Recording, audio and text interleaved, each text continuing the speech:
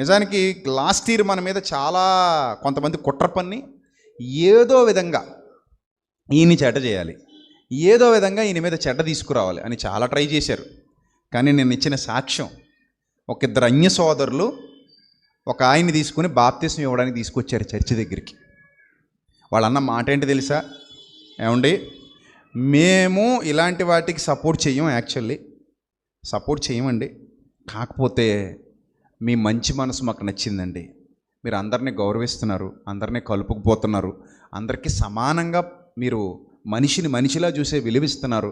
ఎప్పుడైతే మీరు అలా ఇచ్చారో వెంటనే మేము కూడా అరే అసలు ఇలాంటి ఆయన దగ్గరికి వెళ్ళటానికి ఎప్పుడు వెనకాడకూడదు. 5-6 వచ్చి చెప్పారు సెమినార్స్లో. 5-6 ఒకళ్ళిద్దరు కాదు, వాళ్ళు ఇతర విశ్వాసాలకు చెందిన వాళ్ళు. దాన్ని బట్టి మీరు ఆలోచన చేయండి. దేవుడు ఎప్పుడు మనల్ని ఏదో ఒక పని ఉంది, ఆయన చిత్తం ఉంది, ఆయన చిత్తం నెరవేర్చబడాలి, ఆయన చిత్తం నెరవేర్చబడాలి, ఆయన చిత్తం అనేకులకు అర్థం అవ్వాలి. అందరినీ దూరం చేసుకుంటూ వెళ్ళిపోతే ఎప్పుడు మనం సత్యాన్ని నేర్పిస్తాం జనాలకి?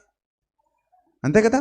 సో అందరినీ ప్రేమిస్తూ, అందరికీ దగ్గర అవుతూ, అందరినీ కలుపుకుంటూ పోయినప్పుడు ఈరోజు కాకపోతే రేపు, రేపు కాకపోతే ఎల్లుండి దేవుని మాటలు వింటారు వాళ్ళు.